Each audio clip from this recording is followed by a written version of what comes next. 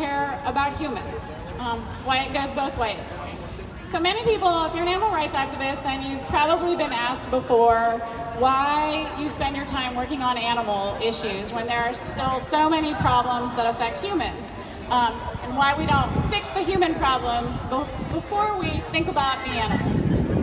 But the truth is that as long as we tolerate injustice and cruelty and exploitation of any beings, we will tolerate it at some point against other beings, because the real problem is not the way we treat animals or the way we treat women or the way we treat African Americans.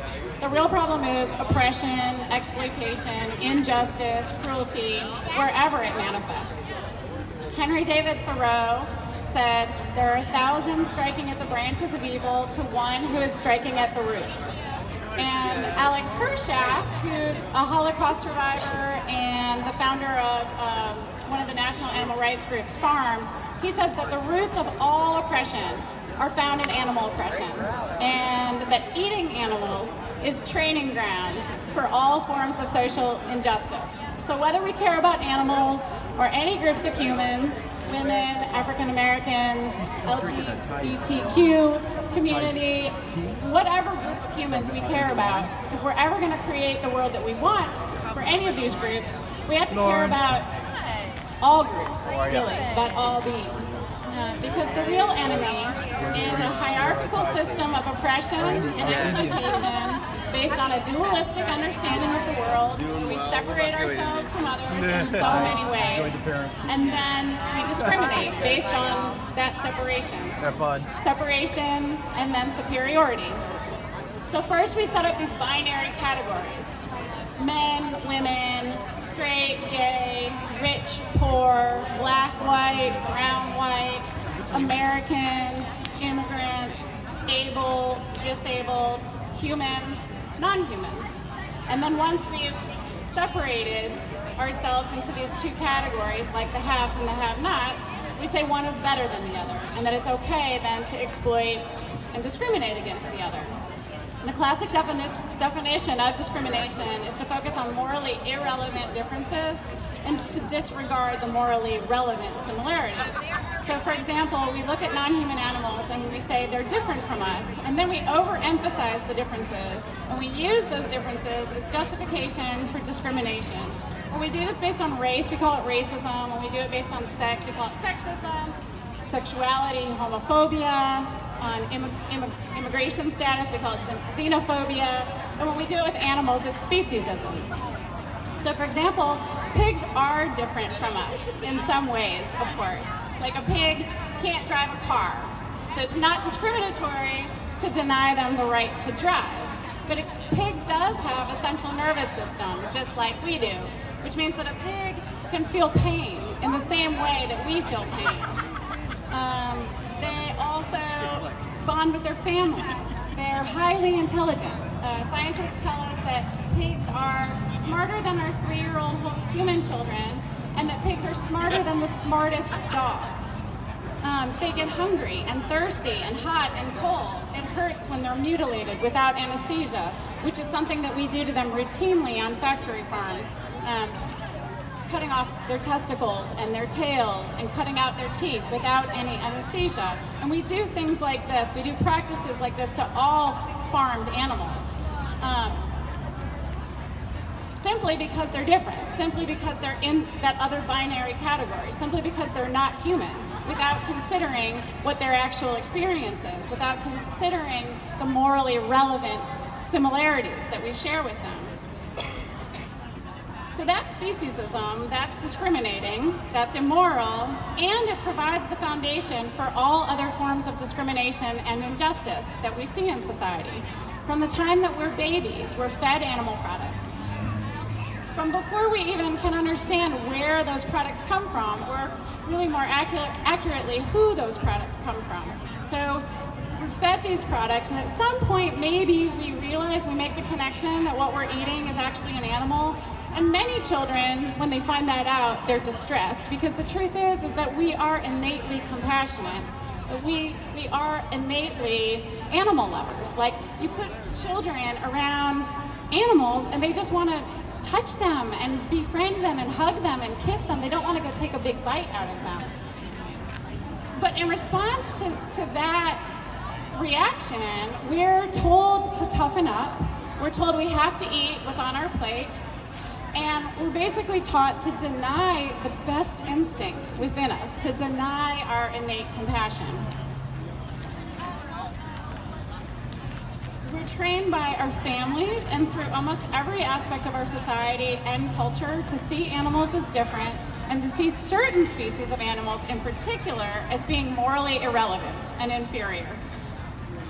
Even though in truth, we do know that what we're supporting when we're eating animal products. I don't know how many people here are vegan or vegetarian or somewhere on the path, but very, very few of us were born vegan. I was certainly not. It took me about 15 years from when I started thinking about the issues to make the decision to go fully vegan. But like the truth is that I knew somewhere in my mind for all of those years that I was supporting really unconscionable cruelty. And it took me that long to try to reconcile my behaviors with what was in my heart. So on some level, we do know that what we're supporting is awful, which is why we hide the industry away. That's why slaughterhouses and factory farms are boarded up and hidden away in rural, remote parts of the country. Big agriculture is so determined to keep us from seeing what they do that they're persuading lawmakers around the country to pass these ag-gag laws where it becomes illegal to document criminal behavior towards animals in places like factory farms. So they're passing this legislation all over the country that makes it illegal to film what's illegal because they're just so desperate to hide what they're doing. And the truth is that, you know, really, to some extent, right, we're largely complicit. Because I know for years I said, I don't want to know. Like, don't tell me. It's so upsetting. I don't want to know. And then I kept eating animal products. So the truth is, right, there are these certain species that we've really just decided do not deserve our moral consideration at all. Oh, train. It's okay. Should I just yell over that?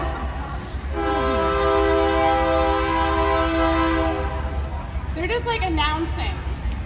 It's like pay attention. Doing great. So the truth is that in fact all animals in society, right? So there is this binary of humans and non-humans, and all animals really are inferior to humans. I mean, all animals in our society are considered property under the law, including dogs and cats. But we do give special status to some species, like dogs and cats. And when we see other people like eating dogs and cats, like for example in other cultures where they eat dog or cat, our general response is that we yell and scream that those people are barbaric, that those people are monstrous. And the truth is that's really in itself a form of racism and cultural superiority. Because the truth is that the animals that we eat, the pigs, the chickens, the lambs, the turkeys, the goats, the cows, that they are equally sentient, equally capable of suffering, of experiencing joy or bonding with family and friends, of mourning the loss of loved ones, of feeling pain. They're equally, if not more intelligent than our dogs and cats. But we're trained, nonetheless, to see them as deserving of no rights. So in fact, farmed animals have absolutely no legal protection while they're alive. The only protection that they receive is during transport or slaughter. But of the 10 billion land animals that we kill for food in this country every year, 9 billion of those are chickens, and birds and fish are exempt from the Humane Slaughter Act. So even at slaughter, we don't provide 9 billion land animals any protection from suffering. And as much suffering as any animal on a farm goes through, they're exempt from prosecution. So there are animal cruelty laws in all 50 states that exempt standard industry practices on farms. So any practice, no matter how much suffering it involves, if it's standard practice, it's legal. So searing off a beak without anesthesia, keeping a chicken in a wire cage so small that she can't spread her wings for her whole life and develops sores on her feet from having to spend her whole life standing on those wire floors where she's constantly littered with urine and feces of the birds above her. That's all legal because everybody does it. If it were an anomaly, you might be able to call it cruelty, but under our legal system, if enough people do it, it can't be considered cruel. So besides how inherently unconscionably wrong this is, what does it do to our own psyche to participate 3 times a day in this ritual of disconnection and violence, in which we take it as one of our greatest pleasures, really, to eat the body parts of beings who have suffered the most unimaginable deprivation and pain, beings who are in so many ways just like our dogs and cats, and truly in all morally relevant ways are just like us. What does that do to us? Well, we know that slaughter workers have incredibly high rates of PTSD, which is not surprising. When you take a being with innate compassion and you make it their job to disconnect from their own hearts and then kill and dismember fully sentient beings who often are begging them for affection while they're doing it. So that just destroys somebody, and then it's no surprise that they suffer PTSD. Part of the PTSD symptoms is an incredibly high rate that they have of committing violence to other human beings, including their domestic violence rate being like out the roof. For the rest of us who are a little more disconnected from that process, the effect is still similar. It's removed, so maybe it's not as dramatic, but the truth is that we are still participants in supporting the most massive system of oppression that exists in the world today. And again, as much as we hide away the factory farms and we say, I don't want to see, and we don't look, because again, we're innately compassionate, and so it hurts us to see the suffering, as much as we push it away, we do know what we're doing. Being indoctrinated into this culture so young, we come to accept, without ever really questioning, that it's okay to deprive another being of everything that matters to him or her, and to inflict endless pain on these beings simply because they're different, because we have power and they don't, because we want something from them, because we're A's and they're not A's. We learn that it's okay to discriminate if the other is other enough, is powerless enough, if they have something we want enough, and if we can get away with it. That's why Alex Hershaft says eating animals is training ground for all other forms of social injustice. It's also the foundation for what is really our complete rape of the earth and limitless exploitation and pollution of the natural world. It's again, we see the natural world as something different and other and there to be exploited and used, and the result is that we are on the brink of environmental collapse. And we know animal agriculture, besides just this mentality of dominating nature, animal agriculture is directly responsible for the world's most pressing environmental problems, is the leading cause of climate change and species extinction and water pollution and air pollution and just the range of environmental problems that we face. So, if we care about social justice for anyone, if we care about the environment, we really must care about the way the animals are treated. Not just for food, but in every aspect. So for fashion and entertainment, animal experimentation, and then truly food is the area with the greatest number of animals involved. Again, in this country alone, we slaughter 10 billion land animals every year for food. That doesn't count all the aquatic life that's not even counted as individuals, but by the ton, when of course they are individuals, fish, and they're also sentient. And at the same time, if we care about animal rights, and we care about the animals, but we don't care about other forms of oppression or social injustice, if we're still on any level as animal rights activists supporting systems of oppression, then we're still not striking at the roots. And the root of it all is the whole mentality of othering, the whole hierarchy of separation and superiority, of focusing too much on our differences and not enough on our similarities and our connections. And of course we are different in many ways, primarily in our experiences of the world, and I don't at all suggest that we overlook that. But if we want to create a truly just, fair, and compassionate society, we need to care about justice, fairness, and compassion, not just for any one group of beings, but for all. Because as Martin Luther King Jr. said, until all are free, none are free.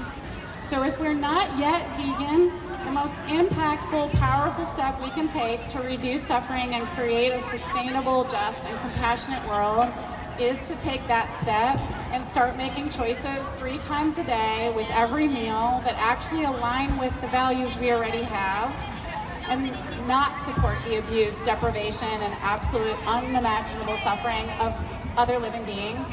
And that doesn't have to be overnight.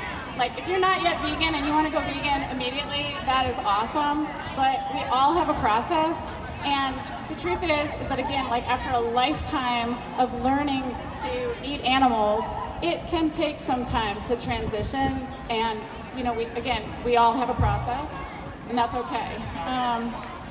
And at the same time, if we are already vegan, we just can't stop there. We need to continue constantly to examine what our other biases may still be.